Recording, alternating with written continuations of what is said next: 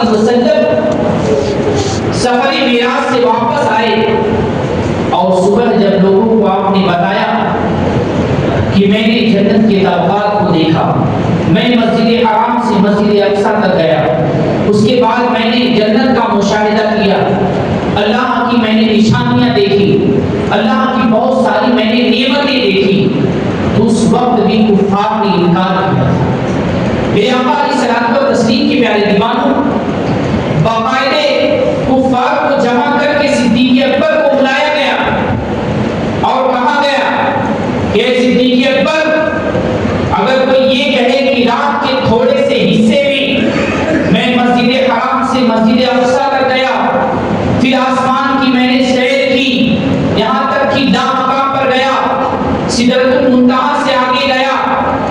اور پھر رات کے تھوڑے سے حصے میں یہ پورا سفر کرنے کے بعد پھر میں واپس آ گیا، تو کیا یہ ماننے والی بات ہے؟ تو اس وقت صدیق اکبر رضی اللہ تعالیٰ نے ارشاد فرمایا، یہ کون کہتا ہے؟ تو کفار نے کہا تھا، یہ جس نبی کا تم کلمہ پڑھتے ہو محمد عربی صلی اللہ علیہ وسلم یہ کہتے ہیں۔ تو صدیق اکبر پر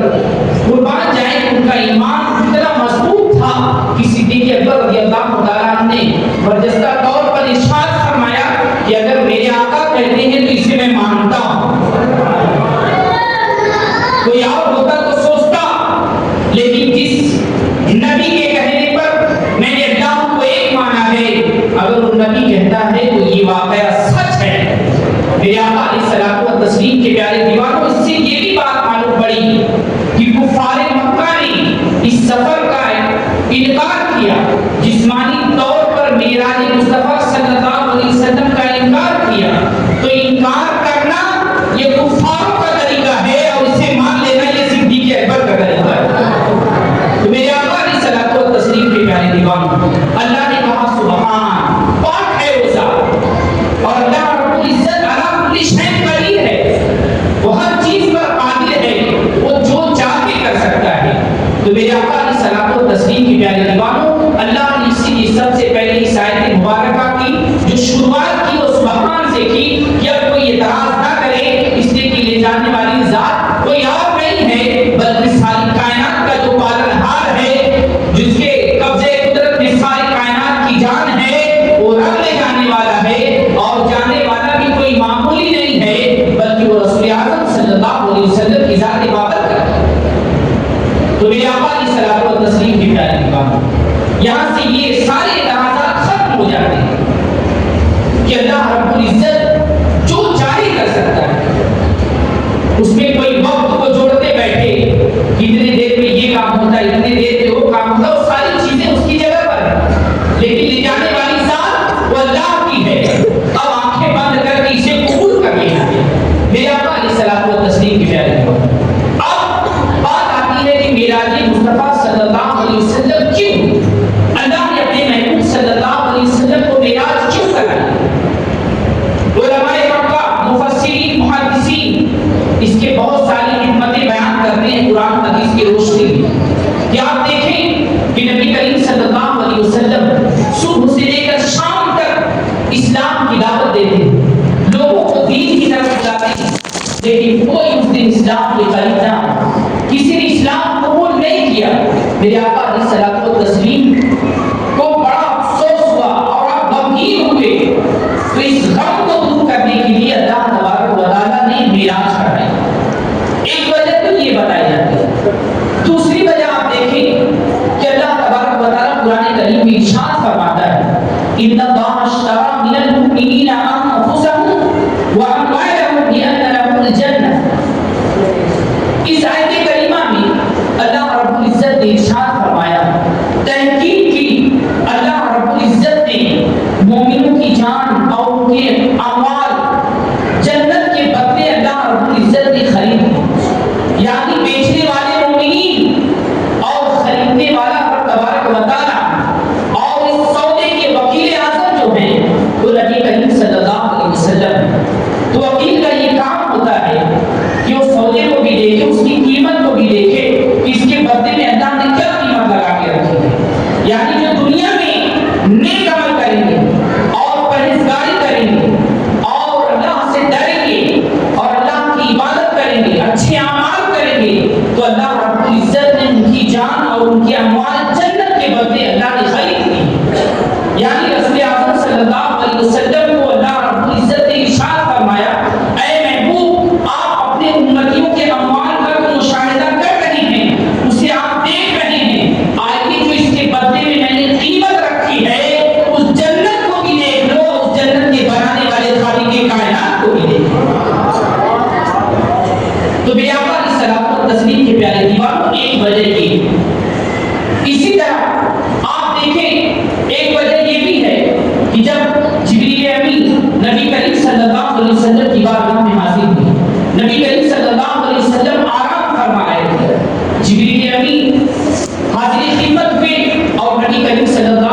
वसल्लम के पास आकर आपने अर्ज किया, या रसूल अल्लाह, जिसकी उम्मत इतनी गुनाहगार हो, जिसकी उम्मत इतनी खतावार हो, वो नबी कैसे सो सकता है? नबी करीम सल्लल्लाहु अलैहि वसल्लम को जिब्रील अमीन बरहाए मक्का में लेकर के गए और आपके उम्मतियों के गुनाहों को जब दिखाया तो नबी करीम सल्लल्लाहु अलैहि वसल्लम उस वक्त बेचैन और बेकरार हो गए। उम्मती गुनाह करे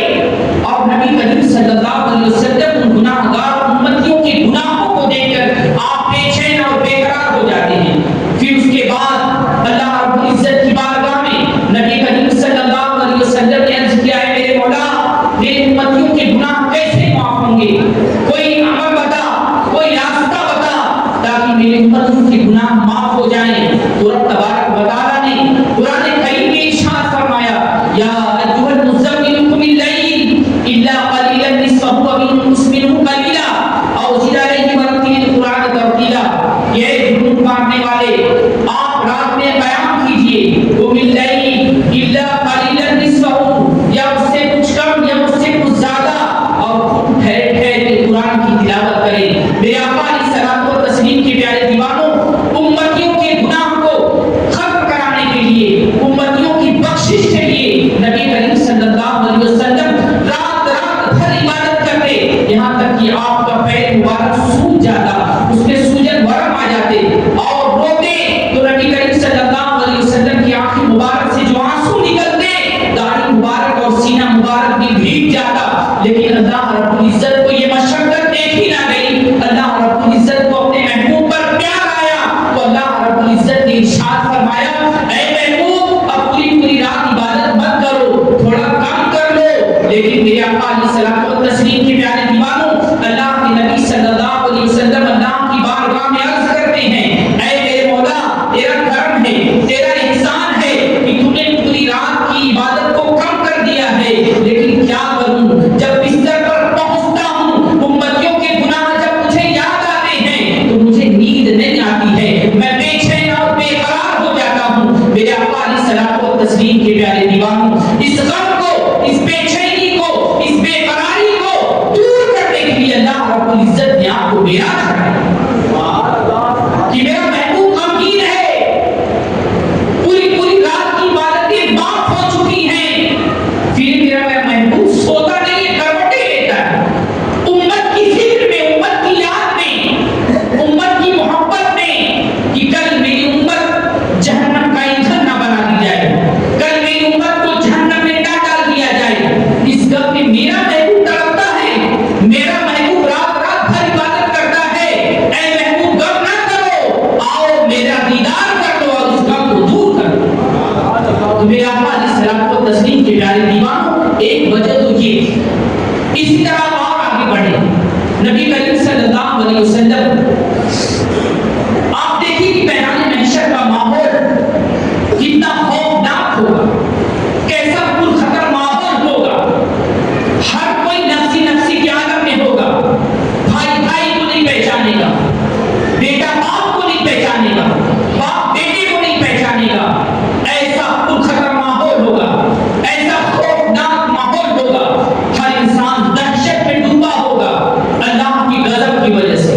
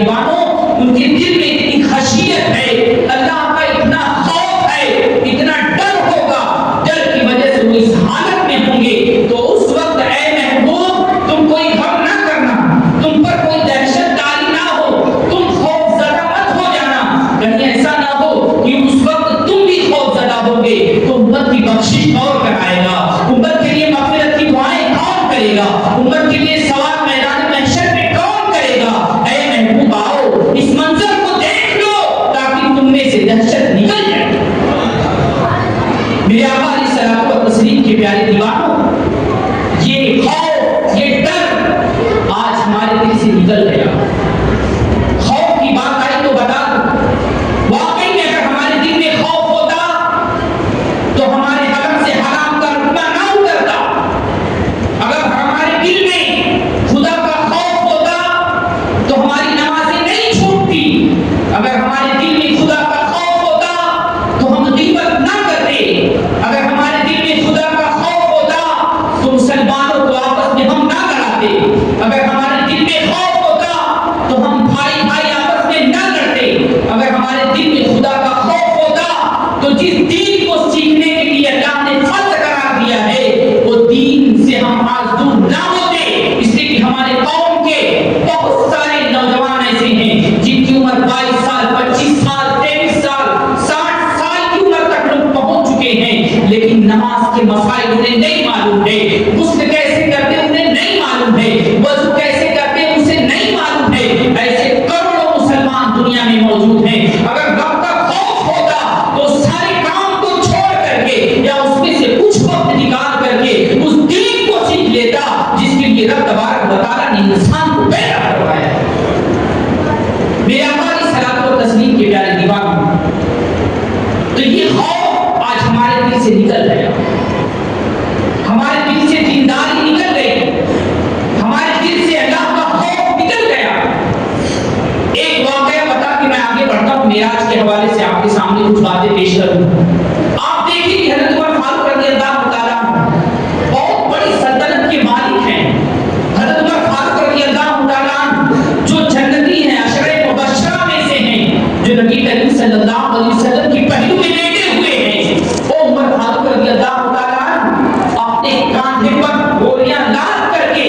غریبوں کی مدد کرتے تھے۔ وہ عمر فاروق رضی اللہ تعالیٰ اپنے چہرے پر کپڑا ڈال کر کے مخلوق کی خدمت کیا کرتے تھے۔ وہ عمر فاروق رضی اللہ تعالیٰ چھپ چھپ کر نیکیاں کیا کرتے تھے۔ میرے آقا علیہ الصلوۃ والتسلیم کے پیارے دیوانوں، آپ دیکھیں کہ حضرت عمر فاروق رضی اللہ تعالیٰ فجر کی نماز سے پہلے مخلوق کی خدمت کر رہے ہیں۔ حضرت عمر فاروق رضی اللہ تعالیٰ جب دیکھتے کہ اذان ہو گئی نماز پڑھتے ہیں، نماز سے فارغ ہونے کے بعد کچھ گلیاں بچی تھی، حضرت عمر فاروق رضی اللہ تعالیٰ نے صحابہ سے کہا چلو کچھ گلیاں بچی ہیں تلاش کر لیتے ہیں، کہیں ایسا تو نہیں میری رعایا میں کوئی بھوکا ہے، کہیں ایسا تو نہیں کہ میری رعایا میں کوئی پیاسا ہے، کہیں ایسا تو نہیں کہ میری رعایا میں کوئی گھر میں اندھیرا ہو جس کے گھر میں چراغ نہ چل رہا ہو۔ میرے آقا علیہ الصلوۃ والتسلیم کے پیارے دیوانوں، حضرت عمر فاروق رضی اللہ تعالیٰ جب گلی میں پہنچے تو آپ نے دیکھا کہ ایک خاتون ایک ضعیفہ ایک بی بی دروازے پر بیٹھ کر کے زار و قدار رو رہی ہے۔ عمر فاروق رضی اللہ تعالیٰ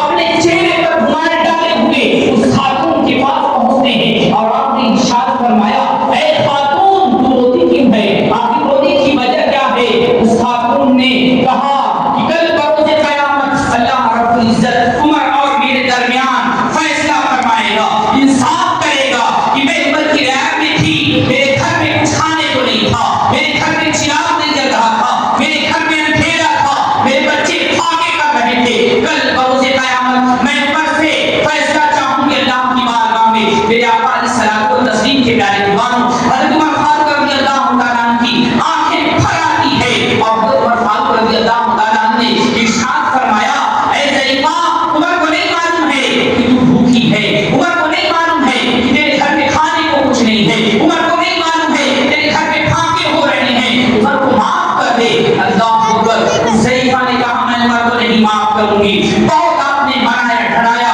آخرکار وہ ضعیفہ مان گئی۔ حضرت عمر فاروق رضی اللہ تعالیٰ نے کہا ایک کاغذ پر لکھ کر کے دے دو کہ تم نے عمر کو معاف کر دیا ہے۔ میرے آقا علیہ الصلوۃ والتسلیم کے پیارے دیوانوں، لکھوایا گیا عمر فاروق رضی اللہ تعالیٰ کی اس لکھوائے ہوئے کاغذ پر سائن کی ہوئی، حضرت علی رضی اللہ تعالیٰ بھی آ گئے اور بھی صحابہ کرام رضوان اللہ تعالیٰ علیہ اجمعین آ گئے۔ حضرت عمر فاروق رضی اللہ تعالیٰ نے ارشاد فرمایا کہ جب میرا انتقال ہو جائے اس بچے کو میرے کفن میں رکھ دینا، کل بروز قیامت رب تبارک و تعالیٰ جب مجھ سے پوچھے گا نا کہ اے عمر تو نے میرے لیے کیا کیا، اے عمر میرے لیے تو نے کیا لایا، تو میں اللہ رب العزت کی بارگاہ میں عرض کروں گا اے میرے مولا میری رعایا میں ایک ضعیفہ تھی جو مجھ سے ناراض تھی، میں اس کو راضی کر دیا۔ میرے آقا علیہ الصلوۃ والتسلیم کی پیارے دیوانوں، اس پر کوئی پکڑ نہیں تھی، کیونکہ حضرت عمر فاروق رضی اللہ تعالیٰ کو معلوم نہیں تھا، لیکن پھر بھی یہ خوف، یہ ڈر اس قدر دل میں ہے کہ کل رب تبارک و تعالیٰ اس کی وجہ سے میری پکڑ نہ کروا دے۔ میرے آقا علیہ الصلوۃ والتسلیم کی پیارے دیوانوں،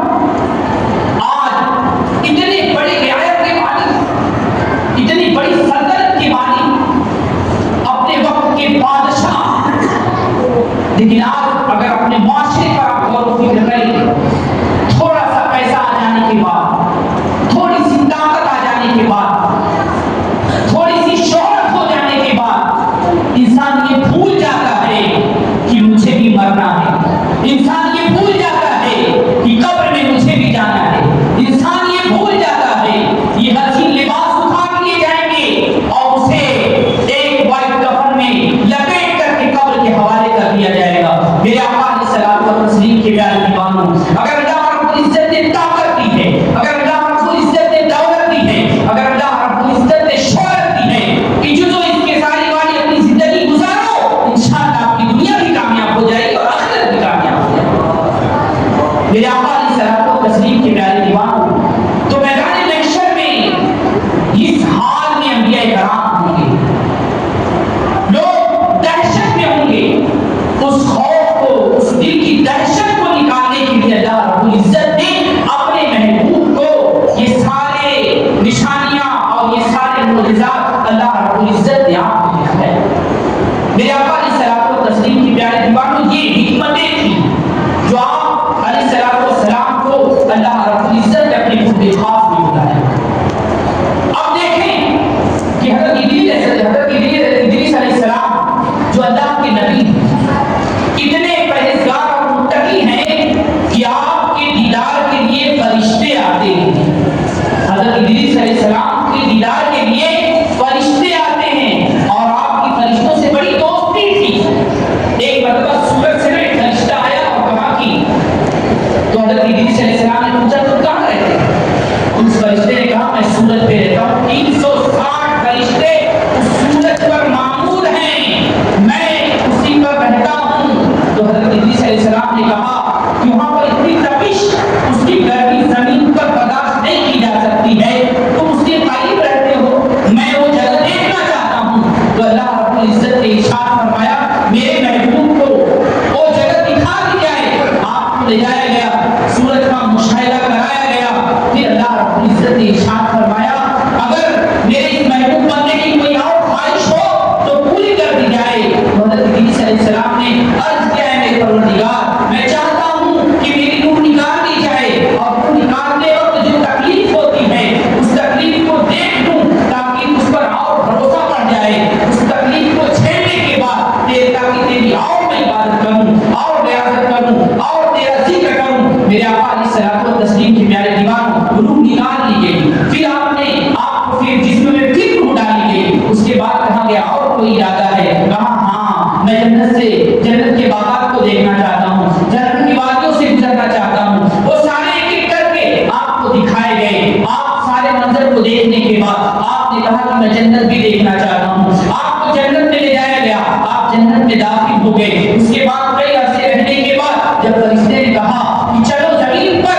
اب تم نے جنت کو دیکھ لیا ہے، تو حضرت ادریس علیہ السلام نے عرض کیا کہ میں اب جنت میں رہوں گا، میں جنت سے باہر نہیں جاؤں گا، اللہ کی نعمتوں سے میں لطف اٹھاتا رہوں گا۔ انہوں نے کہا کہ جنت میں سب سے پہلے اگر کوئی شخصیت داخل ہوگی تو نبی کریم صلی اللہ علیہ وسلم کی ذات بابرکت ہے، ابھی کوئی جنت میں نہیں جا سکتا ہے۔ حضرت ادریس علیہ السلام نے ارشاد فرمایا جنت میں حوریں موجود ہیں، جنت میں بہت سارے پرندے موجود ہیں، آخر نبی کریم صلی اللہ علیہ وسلم کے آنے سے پہلے موجود ہیں۔ تو انہوں نے کہا کیوں تو رسول اکرم صلی اللہ علیہ وسلم کی استقبال کے لیے اللہ رب العزت نے انہیں اس کے مقیم کر کے رکھا ہے۔ تو میرے آقا علیہ الصلوۃ والتسلیم کے پیارے دیوانوں، انہوں نے کہا میں بھی حضور کی استقبال کے لیے جنت میں رہوں گا۔ اللہ رب العزت کی طرف سے ارشاد ہوا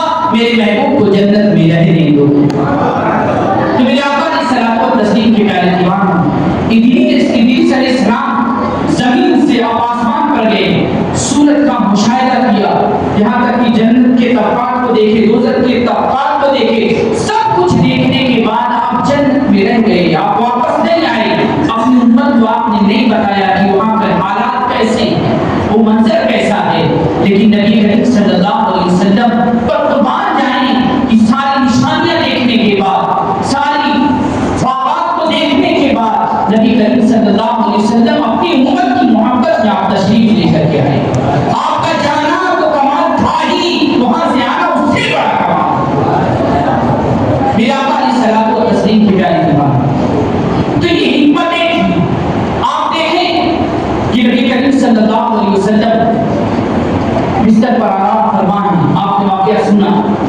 جبریل علیہ السلام آتے ہیں فرشتوں کی جماعت لے کر کے اور آپ کو جب لے جایا گیا تو حضور علیہ السلام کی بارگاہ میں جب جبریل امین آئے وہ سارا واقعہ آپ لوگوں کو معلوم ہے. بس اتنا بتانا ہے کہ نبی کریم صلی اللہ علیہ وسلم نے اس وقت طہارت کرنے کا آپ نے اظہار کیا تو داروغہ جنت فوراً جنت جا کر کے دو سرائی میں آب کوثر لے کر کے حاضر ہوتے ہیں. نبی کریم صلی اللہ علیہ وسلم طہارت فرماتے ہیں. آپ کو جنتی لباس پہنایا جاتا ہے, جنت سے براق ملایا گیا. آپ علیہ السلام کو اس پر بیٹھنے کے لیے عرض کیا گیا تو نبی کریم صلی اللہ علیہ وسلم اس وقت غمگین ہو گئے, اداس ہو گئے. تو اللہ رب العزت نے ارشاد فرمایا کہ پوچھو کہ میرا محبوب کیوں غمگین ہے, میرا محبوب کیوں اداس ہے. میرے آقا علیہ الصلوۃ والتسلیم کے پیارے دیوانوں, یہ وقت اداسی کا نہیں کہ جن کے لیے جنت سے فرشتے آئے ہیں اور اس کے بعد براق لایا گیا ہو, جنتی لباس پہنایا گیا ہو, اس کے بعد اللہ رب العزت جسے بلا رہا ہو اپنے دیدار کے لیے. ذرا غور کریں, یہ وقت اداسی کا نہیں ہے, یہ وقت مایوسی کا نہیں ہے, لیکن نبی کریم صلی اللہ علیہ وسلم اس وقت مایوس ہیں. تو نبی کریم صلی اللہ علیہ وسلم نے ارشاد فرمایا آج میرے لیے جنت کا لباس لایا گیا, آج میرے لیے جنت سے براق لایا گیا اور فرشتوں کی نورانی جماعت موجود ہے. کل میری امت جب پل صراط سے گزرے گی میرے مولا تو میری امت گناہگار ہے, وہ امت کس طرح اس پل صراط سے گزرے گی بس اسی چیز دینے میں ملوث ہو گیا. تو اللہ رب العزت نے ارشاد فرمایا اے محبوب غم نہ کرو, جو تمہارے ماننے والے ہیں, جو تمہارے طریقے پر چلنے والے ہیں, جو عبادت گزار ہیں, جو نیک لوگ ہیں, ان کے لیے بھی کل براق کا انتظام کر دیا جائے گا اور پل صراط سے آسانی کے ساتھ گزر جائے گا. میرے آقا علیہ الصلوۃ والتسلیم کے پیارے ایمان, اسی طرح آپ دیکھیں کہ نبی کریم صلی اللہ علیہ وسلم مسجد حرام سے مسجد اقصی آپ تشریف لے گئے. جبریل امین نے ایک پتھر کی طرف اشارہ کیا اور اس پتھر میں سوراخ ہو گیا اور پھر جبریل امین نے براق کی رسی کو اسی پتھر میں باندھ دیا. اور پتھر آج بھی موجود ہے, لوگ دیکھنے والے دیکھتے ہیں جاتے ہیں. اس سے بھی یہ پتہ چلتا ہے کہ جو سوراخ ہوا پھر براق اس میں باندھا گیا اور یہ جسمانی میراث پر دلالت کرتا ہے.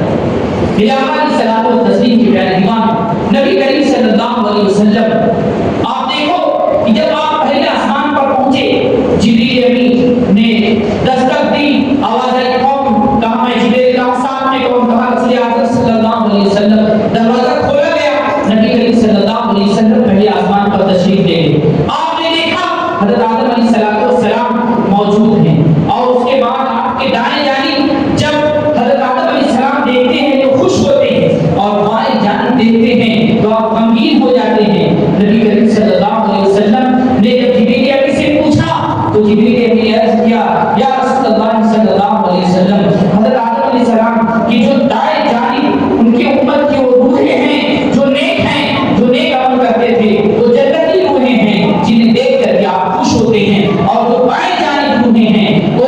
گناہگار روحیں ہیں, وہ جہنمی روحیں ہیں جنہیں دیکھ کر کے آپ اداس ہو جاتے ہیں. میرے آقا علیہ الصلوۃ والتسلیم کے پیارے ایمان, یہاں سے یہ بھی بات معلوم ہوئی کہ حضرت آدم علیہ السلام سب سے پہلے اللہ رب العزت نے حضرت آدم علیہ السلام کو پیدا کیا. پھر اس کے بعد کئی کروڑ سال کے بعد نبی کریم صلی اللہ علیہ وسلم اس دنیا میں تشریف لائے. پھر آپ کو دنیا سے تشریف لے گئے, 1400 سال سے زائد کا زمانہ گزر گیا. آپ دیکھو کہ حضرت آدم علیہ السلام آسمان پر مل رہے ہیں, ان کی مزار زمین پر ہے. آپ پھر آگے بڑھے, موسیٰ علیہ السلام, عیسیٰ علیہ السلام اور بھی لوگوں انبیاء کرام سے ملاقات ہوتی گئی. میرے آقا علیہ الصلوۃ والتسلیم کے پیارے دیوانوں, ہے جب نبی کریم صلی اللہ علیہ وسلم سدرۃ المنتہا پر پہنچے تو اس کے بعد جبریل امین نے عرض کیا یا رسول اللہ اب اس کے آگے میں نہیں جا سکتا, کیونکہ اس کے آگے اگر میں جاؤں گا تو رب کی تجلیوں کی وجہ سے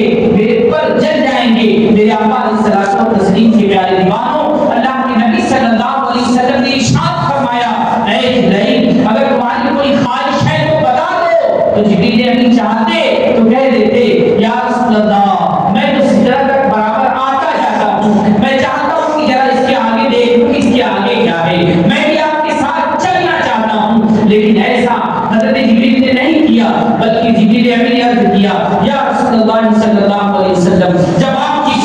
اور امت جب اس صراط سے گزرے تو میں چاہتا ہوں کہ اپنے پاؤں کو میں بچھا دوں تاکہ آپ کی امت آسانی کے ساتھ اس صراط سے گزر جائے۔ جبریل امین کو اس بات کے بارے میں معلوم تھا کہ اگر تم نبی کو خوش کرنا چاہتے ہو اس کی امت کی فکر کرو، اس کی امت کی فکر کرو کہ رسول اللہ راضی ہو جائیں گے۔ میرے آقا علیہ الصلوۃ والتسلیم کے پیارے دیوانوں، نبی کریم صلی اللہ علیہ وسلم آگے بڑھتے چلے گئے۔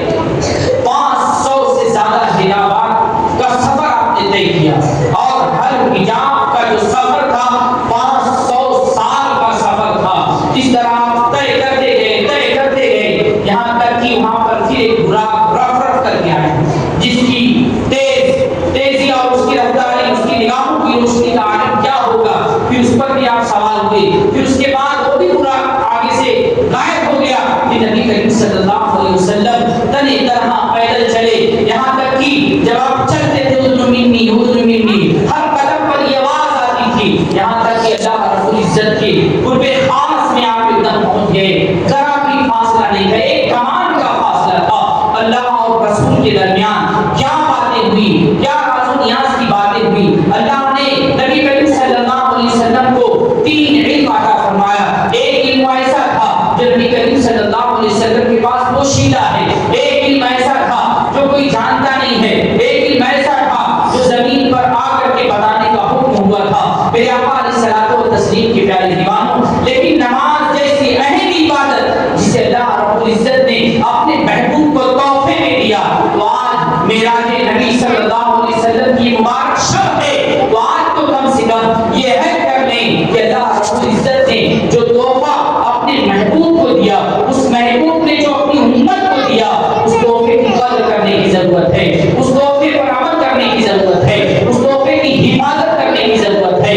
اگر ہم نے اس تحفے پر عمل نہیں کیا، اگر اس تحفے کو ہم نے قدر نہیں کی، اگر اس تحفے پر ہم نے عمل نہیں کیا، تو یاد رکھنا ہم کچھ بھی کر کے ہم کبھی کامیاب نہیں ہو سکتے ہیں۔ نماز ایک اہم عبادت ہے، نماز جب انسان جان بوجھ کر چھوڑ دیتا ہے تو اللہ اکبر اس کا نام جہنم کے دروازے پر لکھ دیا جاتا ہے۔ میرے آقا علیہ الصلوۃ والتسلیم کے پیارے دیوانوں، یہ بڑا قیمتی تحفہ ہے، یہ بڑا عظیم تحفہ ہے کہ دینے والا اللہ ہے اور لینے والے مصطفیٰ جان رحمت صلی اللہ علیہ وسلم۔ تو ضرورت اس بات کی ہے کہ نبی کریم صلی اللہ علیہ وسلم نے اس امت کی جتنی فکر کی، شروع سے لے کر کے آخر تک، یہاں تک کہ جب رب تبارک و تعالیٰ سے کلام ہو رہا تھا،